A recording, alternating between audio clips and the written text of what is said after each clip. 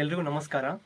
ಎಲ್ಲ ನನ್ನ ವಿದ್ಯಾರ್ಥಿಗಳು ಏನು ಕೇಳ್ತಾ ಇದ್ರು ಸರ್ ಅಂದರೆ, ನೀವು ಯಾವಾಗಲೂ ಪಾಸಿಟಿವ್ ಆಗಿರ್ತೀರಿ, ಧನಾತ್ಮಕ ಚಿಂತನೆಗಳನ್ನು ಸದಾಕಾಲ ಮಾಡ್ತಾ ಇರಿ, ಅದಕ್ಕೆ ಏನು ಕಾರಣ ಸರ್ ಅಂತ ಕೇಳ್ತಾ ಇದ್ರು. ಮತ್ತು ಅನೇಕ ವಿದ್ಯಾರ್ಥಿಗಳು ಕೂಡ ನಮ್ಮನ್ನು ನೀವು ಇನ್ಸ್ಪಿರೇಷನ್ ಮಾಡ್ತಾ ಇದ್ದೀರಿ, ಸೊ ಯಾವ ರೀತಿಯಾಗಿ ನೀವು ಇನ್ಸ್ಪೈರ್ ಆಗ್ತೀರಿ ಅನ್ನೋದನ್ನು ಕೇಳ್ತಾ ಇದ್ರು.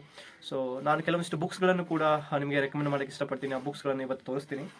ಫಸ್ಟ್ ಇಂಪಾರ್ಟೆಂಟ್ ಬುಕ್ಸ್ ಅಂದರೆ, ಈಗ ಆಲ್ರೆಡಿ ನೀವು ತಿಳಿದಿರಬಹುದು ಇದನ್ನ, ಬದುಕಲು ಕಲಿಯಿರಿ ಅಂತ ಸ್ವಾಮಿ ಜಗನ್ಮಾತಾನಂದ ಅವರು ಅದ್ಭುತವಾಗಿ ಈ ಪುಸ್ತಕವನ್ನು ಬರೆದಿದ್ದಾರೆ. ಯಾರ ಕಡೆ ಈ ಪುಸ್ತಕ ಇಲ್ಲವೋ ದಯವಿಟ್ಟು ತಗೊಳ್ಳಿ. ಒಂದು 180 ರೂಪಾಯಿ ಆಗ್ಬೋದು, 180 ರುಪೀಸ್. ಚೆನ್ನಾಗಿದೆ ಪುಸ್ತಕ. ಈ ಪುಸ್ತಕದೊಳಗೆ ನಾನು ಒಂದು ಕೊಟೇಶನನ್ನು ಓದಾಕ ನಿಮ್ಗೆ ಇಷ್ಟಪಡ್ತೀನಿ. ಇದೇ ರೀತಿ ಸಾವಿರಾರು ಕೊಟೇಶನ್ಸ್ಗಳು ಮತ್ತೆ ಅಂದರೆ ಪ್ರಮುಖವಾದಂತಹ ಕಥೆಗಳ ಮುಖಾಂತರ ನಮ್ಮ ಜೀವನಕ್ಕೆ ಏನು ಬೇಕು ನೋಡೋದನ್ನೆಲ್ಲ ಕೊಟ್ಟಿದ್ದಾರೆ ಚೆನ್ನಾಗಿ. ನಾವು ಯಾವ ರೀತಿಯಾಗಿ ಖುಷಿಯಾಗಿರಬೇಕು, ನಮ್ಮ ಗುರಿ ಹೇಗಿರಬೇಕು, ನಾವು ಸುಖ ಬಂದಾಗ ಹೆಂಗಿರಬೇಕು, ದುಃಖ ಬಂದಾಗ ಹೆಂಗಿರಬೇಕು, ಮತ್ತು ತಂದೆ ತಾಯಿಗಾಗಿರ್ಬೋದು, ಗುರುಗಳಿಗಾಗಿರ್ಬೋದು, ಜ್ಞಾನವನ್ನು ಹೆಂಗೆ ಪಡಿಬೇಕು ಹೇಳ್ತಾ ಹೋದರೆ ಸಾವಿರಾರು ವಿಷಯವಿದೆ. ಅದರೊಳಗೆ ಒಂದು ನಾನು ಕೊಟೇಶನ್ ಓದ್ತೀನಿ. ಅದು ಲಿಯೋನಾರ್ಡೋ ಡಾ ವಿಂಚಿ ಅವರು ಅದನ್ನು ಬರೆದಿದ್ದಾರೆ. ಓ ದೇವರೇ ಪ್ರಯತ್ನದ ಬೆಲೆಯನ್ನು ತೆತ್ತಾಗ ನೀನು ಪ್ರತಿಯೊಂದನ್ನು ಅನುಗ್ರಹಿಸುತ್ತಿ ಎಂದ ಲಿಯೋನಾರ್ಡೋ ಡಾ ವಿಂಚಿ. ನೋಡಿ, ಪ್ರಯತ್ನದ ಬೆಲೆಯನ್ನು ತೆತ್ತಾಗ ನೀ ಪ್ರತಿಯೊಂದು ಅನುಭವಿಸ್ತೀವಿ, ಪ್ರಯತ್ನವಿಲ್ಲದೆ ಫಲ ಇಲ್ಲ ಅಂತ ನಮಗೆ ಸಾವಿರಾರು ಹಿಂದಿನ ಕಾಲದೊಳಗೆ ನಮ್ಮ ಹಿರಿಯರು ಹೇಳಿದ್ದಾರೆ. ಇನ್ನು ಎರಡನೇ ಪುಸ್ತಕ ಯಾವುದು ಅಂತಂದ್ರೆ, ಸೋತವನ 1000 ಕಥೆಗಳ ಪುಸ್ತಕ. ಈ ಪುಸ್ತಕ ಬಹಳ ಚೆನ್ನಾಗಿದೆ. ರನ್ನರಾಜ ಅಂತ ಬರೆದಿದ್ದಾರೆ. ಒಂದು ರೀತಿಯೊಳಗ ಇದನ್ನ ಅವರು ಸೋಲಿಗೆ ಕಾರಣ ಬೇಕಾಗಿಲ್ಲ, ನನ್ನ ಸೋಲಿಗೆ ನಾನೇ ಕಾರಣ, ಸೋಲಿಗೆ ನನ್ನ ಜೊತೆ ಕಾರಣ, ಸೋಲಿಗೆ ನಾನೊಬ್ಬೇ ಕಾರಣ ಅಂತ ಬಹಳ ಅದ್ಭುತವಾಗಿ ಬರೆದಿದ್ದಾರೆ. ಮನುಷ್ಯ ಹುಟ್ಟುವಾಗಲೇ ಯಾವ ರೀತಿಯಾಗಿ ಸ್ಪರ್ಧೆಯನ್ನೊಡ್ಡಿ ಹುಟ್ಟಿರ್ತಾನ, ಮುಂದೆ ಅವನ ಒಂದು ಸ್ಪರ್ಧೆ ಹೇಗಿರಬೇಕು ಅನ್ನೋದನ್ನು ಕೊಟ್ಟಿದ್ದಾರೆ. ಮತ್ತೆ ಒಂದು ರೀತಿಯೊಳಗೆ ಇದು ಹೇಳ್ಬೇಕಂದ್ರೆ, ಸಣ್ಣ ಮಕ್ಕಳಿಂದ ಹಿಡ್ಕೊಂಡು ದೊಡ್ಡವರಾಗಿ ನಾವು ವಿಜಯಶಾಲಿ ಯಶಸ್ಸು ಪಡಿತೀವಿ. ಒಂದು 5ನೇ ಕ್ಲಾಸ್ನ ಹುಡುಗರ ಜೊತೆಗೆ PU ಕಾಲೇಜ್ ಟೀಚರ್ವರೆಗೆ ಕೂಡ, ಡಿಗ್ರಿ ಕಾಲೇಜ್ ಟೀಚರ್ ಕೂಡ ಹೆಲ್ಪ್ ಆಕೈತಿ. ಚೆನ್ನಾಗಿದೆ ಪುಸ್ತಕ, ನೀವು ಇದನ್ನು ಕೂಡ ಓದಬಹುದು. ಇನ್ನು ಇಂಗ್ಲೀಷ್ ಮೀಡಿಯಮಲ್ಲಿ ನಾನೊಂದು ಪುಸ್ತಕ ಓದ್ತೀನಿ. That is atomic habits. ಈ ಪುಸ್ತಕವನ್ನು ಪೂರ್ತಿ ಓದ್ಲಿಕ್ಕೆ ಆಗಿಲ್ಲ ನಾನು. ಚೆನ್ನಾಗಿದೆ ಈ ಪುಸ್ತಕ. ಇದು ಇಂಗ್ಲೀಷಲ್ಲಿ ಮೋರ್ ದೆನ್ 800 ರುಪೀಸ್ ಇದೆ. ನೀವು ಕನ್ನಡದಲ್ಲಿ ಆದರೆ ಒಂದು 300 to 400 ರುಪೀಸ್ ಸಿಗ್ಬೋದು ನಿಮಗೆ. ಚೆನ್ನಾಗಿದೆ. ಈ ಪುಸ್ತಕವನ್ನು ನೋಡಿದರೆ ನನಗೆ ಭಾಳ ಖುಷಿ ಆಗೋದೇನಂತಂದ್ರೆ, ನಮ್ಮಲ್ಲಿರುವಂಥ ಹವ್ಯಾಸಗಳನ್ನು ನಾವು ಕೆಲವೊಂದಿಷ್ಟು ಹವ್ಯಾಸಗಳನ್ನು ಅದಕ್ಕೆ ಒಂದು ಸ್ವಲ್ಪ ನಾವೇನು ಕೊಡಬೇಕಾಗ್ತೈತಿ ಅಂತಂದ್ರೆ, ಏನು ಅದಕ್ಕೆ ಶೈನನ್ನು ಕೊಡಬೇಕಾಗ್ತೈತಿ. ಆ ಶೈನನ್ನು ಕೊಟ್ಟರೆ ನಾವು ಕೂಡ ದಿ ಬೆಸ್ಟ್ ಪರ್ಸನಾಲಿಟಿನ ಹೊಂತೀವಿ. ಸೊ ಅದೇ ಪುಸ್ತಕವನ್ನು ಹೇಳ್ತೈತೆ. ಪೂರ್ತಿಯಾಗಿ ನಾನು ಇನ್ನೂ ಕೂಡ ಓದಬೇಕು ಅನ್ನೋ ಫ್ಯೂಚರ್ ಒಳಗಡೆ. ಚೆನ್ನಾಗಿದೆ ಪುಸ್ತಕ ಅಟಾಮಿಕ್ ಹ್ಯಾಬಿಟ್ಸ್. ಕನ್ನಡದಲ್ಲಿ ಕೂಡ ಸಿಗ್ತೈತಿ ನಿಮಗೆ, ಇಂಗ್ಲೀಷಲ್ಲಿ ಸಿಗ್ತೈತಿ. ಇದರ ಡಿಸ್ಕ್ರಿಪ್ಷನ್ ಕೂಡ ನಾನು ಈ ವಿಡಿಯೋದ ಕೆಳಗಡೆ ಹಾಕಿರ್ತೀನಿ. Last lecture by Randy posh ಅವರು. ಇದು ಇಂಗ್ಲೀಷಲ್ಲಿ ಕೂಡ ಅವೈಲೇಬಲ್ ಇದೆ, ಕನ್ನಡದಲ್ಲಿ ಕೂಡ ಇದೆ. ಸೊ ನಾನು ಕನ್ನಡದಲ್ಲಿ ಕೂಡ ಓದ್ತಾ ಇದ್ದೀನಿ. ನಿಮಗೆ ಇಂಗ್ಲೀಷಲ್ಲಿ ಬೇಕಾದ್ರೆ ಇಂಗ್ಲೀಷಲ್ಲಿ ತೊಗೋಬೋದು, ಅಥವಾ ಬೇರೆ ಬೇರೆ ಭಾಷೆ ಒಳಗೆ ಭಾಷಾಂತರ ಆಗಿದೆ. ಇದನ್ನು ನಾವು ಸಾಮಾನ್ಯವಾಗಿ ಹೇಳಬೇಕಂತಂದ್ರೆ, ಒಂದು ರೀತಿಯೊಳಗಡೆ ಇನ್ನೇನು ಆ ಒಬ್ಬ ಮನುಷ್ಯ ನಾಳೆ ಸಾಯ್ತಾನ ಅಂದಾಗ ಅವ್ನಿಗೆ ಗೊತ್ತಿರ್ತೈತಿ, ನಾನು 1 ತಿಂಗಳ ನಂತರ ಸಾಯ್ತೀನಿ ಅನ್ನೋದು, ನನಗೆ ಇಷ್ಟು ದೊಡ್ಡ ಕ್ಯಾನ್ಸರ್ ಬಂದಿದೆ, ನಾನು ಏನು ಸಾಧಿಸಬಹುದು ಇನ್ನೂ ಕೂಡ ನಾನು ಅನ್ನೋದನ್ನು ಅಷ್ಟು ಹೆಂಗೆ ಅಂತಂದ್ರೆ, ತನ್ನ ಇಡೀ ಜೀವನದ ಕಥೆಯನ್ನು ಒಂದು ಲೆಕ್ಚರ್ ಒಳಗಡೆ ಅವ್ರು ಹೇಳ್ತಾರೆ.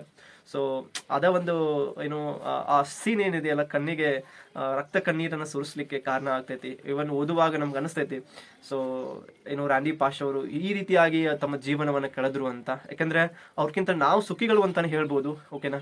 ಸೊ ಒಬ್ಬ ಸೈಂಟಿಸ್ಟ್ ಆಗಿ, ಒಬ್ಬ ಲೆಕ್ಚರರ್ ಆಗಿ, ಓಕೆ, ಸೊ ಕಂಪ್ಯೂಟರ್ ಸೈಂಟಿಸ್ಟ್ ಆಗಿರ್ತಾರೆ ಇವರು. ಇದನ್ನು ಓದಿದ್ರೆ ಬಹಳ ಅದ್ಭುತವಾದ ಒಂದು ಖುಷಿ ಸಿಗ್ತದೆ. ನಾವು ಕೂಡ ಸಾಧಿಸಬಹುದು, ನಮ್ಮ ಕಡೆ ಆ ಶಕ್ತಿ ಇದೆ ಅಂತ ಅನಿಸ್ತೈತಿ. The last lecture by Randy Pausch. ಚೆನ್ನಾಗಿದೆ ಪುಸ್ತಕ. That is art of success ಅಂತ ರಮೇಶ್ ಅರವಿಂದ್ ಅವರು ಬರೆದಿದ್ದಾರೆ. ಚೆನ್ನಾಗಿದೆ ಪುಸ್ತಕ. ಈ ಪುಸ್ತಕದೊಳಗೆ ಕೊಟೇಶನ್ಸ್ಗಳು ಬಹಳ ಅದಾವ. ಕೊಟೇಶನ್ ಮುಖಾಂತರವಾಗಿ ನಮ್ಮ ಜೀವನದ ಕಥೆಯನ್ನು ಅವರು ಬಿತ್ತರಿಸಲಿಕ್ಕೆ ಹೋಗ್ತಾರೆ. ಈ ಪುಸ್ತಕವನ್ನು ನಾವು ಒಂದು ಸಣ್ಣದಾಗಿ ಅಂತಂದ್ರೂ ಕೂಡ ಜಸ್ಟ್ ಒಂದು 4 to 5 hours ಅಲ್ಲಿ ಓದಿ ಮುಗಿಸ್ಬೋದು. ಅಷ್ಟು ಚೆನ್ನಾಗಿದೆ ಪುಸ್ತಕ. ವಿರ್ಲೋಕ್ ಪಬ್ಲಿಕೇಶನ್ ಬರೆದಿರೋದು. ಜಸ್ಟ್ ಒಂದು 110 ರುಪೀಸ್ ಸಿಗುತ್ತೆ ನಿಮ್ಗೆ, 110 ರೂಪಾಯಿದೊಳಗೆ. ಚೆನ್ನಾಗಿದೆ ಪುಸ್ತಕ. ದಯವಿಟ್ಟು ಯಾರಾದರೂ ನಿಮ್ಮ ಫ್ರೆಂಡ್ಸ್ ಬರ್ತಡೇ ಇದೆ, ದಯವಿಟ್ಟು ಇದನ್ನು ಕೊಡ್ರಿ. ಸೊ ನಮ್ಮ ಯಶಸ್ಸಿಗೆ ಯಾವ್ಯಾವ ಕಾರಣಗಳು ಮುಖ್ಯವಾಗಿದಾವಲ್ಲ, ಅವನಿಷ್ಟು ಅವ್ರು ಏನು ಮಾಡಿದ್ದಾರೆ, ಒಂದೊಂದು ಡೇಗೆ ಒಂದೊಂದು ಕೊಟೇಶನ್ ಅಂತ ಕೊಡ್ತಾ ಹೋಗಿದ್ದಾರೆ. ದಟ್ ಇಸ್ 67, 68 ಅಂತ.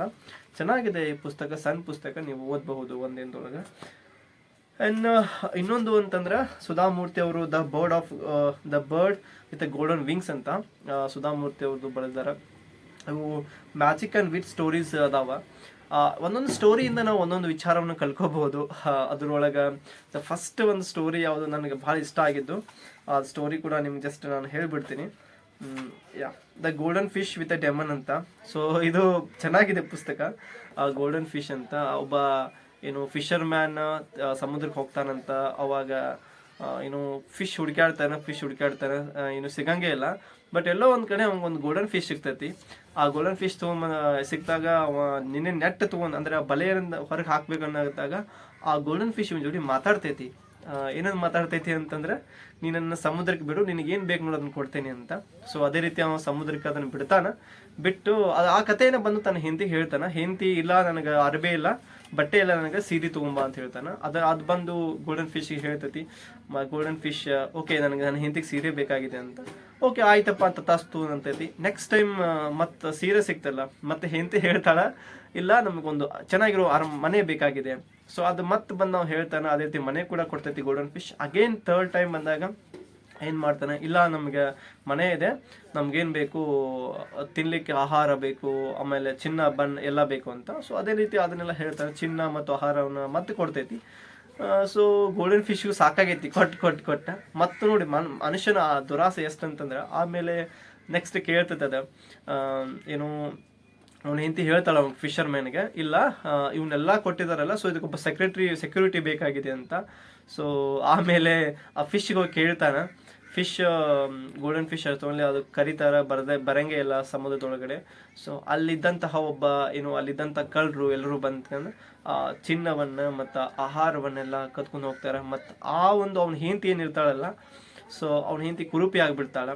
ಸೊ ಕುರುಪಿ ಆದಂಥ ಸಂದರ್ಭ ಅವ್ನು ನೋಡ್ತಾನೆ ಫಿಶರ್ ಮ್ಯಾನ್ ಬಂದ ಸಮುದ್ರಕ್ಕೆ ಬಂದ ಕೇಳ್ಕೊಂಡ್ರು ಕೂಡ ಅದು ಹೆಲ್ಪ್ ಮಾಡಂಗಿಲ್ಲ. ಸೊ ಈ ರೀತಿಯಾಗಿ ಸ್ಟೋರಿ ಚೆನ್ನಾಗಿದೆ, ಬುಕ್ಸ್ಗಳು ಚೆನ್ನಾಗಿದೆ, ಓದ್ಬೋದು ನೀವು, ಚೆನ್ನಾಗಿದೆ ಪುಸ್ತಕವನ್ನು. ಅದೇ ರೀತಿಯಾಗಿ ಇನ್ನೊಂದು ಬುಕ್ಸ್ ಬರ್ದಾರ ಸುಧಾಮೂರ್ತಿ ಅವರೇ, how I taught grand mother and read and other stories ಅಂತ. ಅವರ ಅಜ್ಜಿಗೆ ಅವರು ಯಾವ ರೀತಿಯಾಗಿ ಓದಲಿಕ್ಕೆ ಕಲಿಸಿದ್ರು, ಮತ್ತು ಓದುವಂಥ ಸಮಯದೊಳಗೆ ಅಜ್ಜಿನ ಕತೆ ಹೇಳ್ತಾ ಇದ್ರು, ಇವರು ಅಜ್ಜಿಗೆ ಜೊತೆ ಖುಷಿಯಾಗಿ ಓದಿಸ್ತಾ ಇದ್ರು. ಸೊ ಚೆನ್ನಾಗಿದೆ ಪುಸ್ತಕ. ಒಂದು ರೀತಿ ಒಳಗೆ ಮ್ಯಾಜಿಕಲ್ ರಿಯಾಲಿಸಮ್ ಅನ್ನು ಯೂಸ್ ಮಾಡಿದಾರೆ ಅಂತಾನೆ ಹೇಳ್ಬೋದು.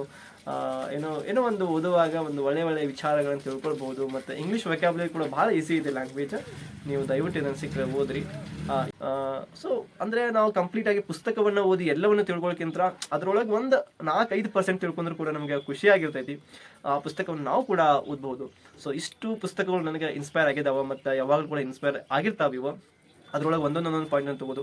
ಅದಕ್ಕೆ ಸರ್ವಜ್ಞ ಯಾವಾಗಲೂ ಹೇಳ್ತಾನೆ, ನಾ ಸರ್ವಜ್ಞನ ಆಗ್ಬೇಕಂದಾಗ ಒಂದೇ ಕಡೆಯಿಂದ ನಾನು ನಿಂತು ಕಲೀಲಿಲ್ಲ, ಸರ್ವರೊಳಗಾಗಿ ಒಂದಾಗಿ ನಾನು ಸರ್ವರಲ್ಲೂ ಒಂದಾಗಿ ಒಂದೊಂದು ವಿಷಯವನ್ನು ಕಲಿತು ನಾನು ಸರ್ವಜ್ಞನಾದ ಅಂತ ಹೇಳ್ತಾನೆ. ಸೊ ಅದಕ್ಕೆ ನಿಮಗೆ ಕೇಳೋರಿಂದ, ನಿಮ್ಮನ್ನು ಇನ್ನೊಬ್ಬರು ನಿಮ್ಮನ್ನು ಪ್ರೋತ್ಸಾಹಿಸೋದ್ರಿಂದ, ಮತ್ತೊಂದು ಕಥೆಯನ್ನು ಕೇಳಾಗಿರ್ಬೋದು, ಸೊ ಅದರಿಂದ ಕಲೀರಿ. ಮತ್ತು ಪುಸ್ತಕಗಳನ್ನು ಓದಿ ಅನ್ನೋದು ಕೇವಲ ನಾವು ಸ್ಪರ್ಧಾತ್ಮಕ ಪರೀಕ್ಷೆಗಳ ಪುಸ್ತಕಗಳನ್ನು ಮಾತ್ರ ಓದದೆ ಬೇರೆ ಪುಸ್ತಕಗಳನ್ನು ಓದಿ ನಮ್ಮ ಒಂದು ಜೀವನ ಬಂದಿರೋದು ಒಂದು ಖುಷಿ ಪಡಾಕ. ಆ ಜೀವನವನ್ನು ತೆರೆದಂತಹ ಸಮಯದೊಳಗೆ ಮಕರಂದ ಬೀರುತ್ತಲ್ಲ, ಸೊ ಹಂಗೆ ನಮ್ಮ ಜೀವನ ಒಂದು ಪುಸ್ತಕವನ್ನು ಓದಿದಾಗ ಮಕರಂದವನ್ನು ನಾವು ಸವಿಬೇಕು, ಹೀರಬೇಕು, ಅನುಭವಿಸಬೇಕು. ಇವೆಲ್ಲ ಘಟನೆಗಳು ನಮ್ಮ ಜೀವನದಲ್ಲಿ ಆದಾಗ ಮಾತ್ರ ಅದಕ್ಕೊಂದು ಬೆಲೆ ಬರ್ತೈತಿ, ಮತ್ತು ನಾವು ಅದರಿಂದ ಖುಷಿ ಪಡ್ಬೋದು ಅಂತ ಹೇಳ್ತೀನಿ. ದಯವಿಟ್ಟು ಎಂಜಾಯ್ ಮಾಡಿ ನಿಮ್ಮ ಕೆಲಸವನ್ನು, ಇಷ್ಟಪಡಿ. ಜಸ್ಟ್ ಫಾರ್ ಡ್ಯೂಟಿ ಅಂತ ತೆಗೆದುಕೊಳ್ಳದೆ ನೀವು ಜಸ್ಟ್ ಫಾರ್ ಲೈಕ್ ಎಷ್ಟು ಚೆನ್ನಾಗಿ ನಾವು ಮಾಡ್ಬೋದಲ್ಲ. Every day is a new day for me. So how can spend this day for a beautiful ಅಂತ ಹೇಳ್ತಾ ಹೋದ್ರೆ ಬಹಳಷ್ಟಿದೆ. ಖುಷಿ ಆಗ್ತೈತಿ ನನಗೂ ಕೂಡ. ಪುಸ್ತಕವನ್ನು ಓದಿದಾಗ ಒಂದು ಖುಷಿ ಬರ್ತೈತಿ. ಅದು ನಮಗೆ ಒಳಗೆ ಮಾತ್ರ ಗೊತ್ತಾಗ್ತೈತಿ, ಎಲ್ಲವನ್ನು ಕೂಡ ಎಕ್ಸ್ಪ್ರೆಸ್ ಮಾಡ್ಲಿಕ್ಕಾಗಲ್ಲ. ಸೊ ಹೋಪ್ ನಿಮ್ಗೆ ಇದು ಅಂಡರ್ಸ್ಟ್ಯಾಂಡ್ ಆಗಿದೆ. ಪುಸ್ತಕಗಳ ಒಂದು ಕಂಪ್ಲೀಟ್ ಲಿಸ್ಟನ್ನು ನಾನು ಕೆಳಗಿನ ಡಿಸ್ಕ್ರಿಪ್ಷನ್ ಕೊಟ್ಟಿರ್ತೀನಿ, ತಾವು ಅದನ್ನು ಓದ್ಕೊಳ್ಬಹುದು. ಸೊ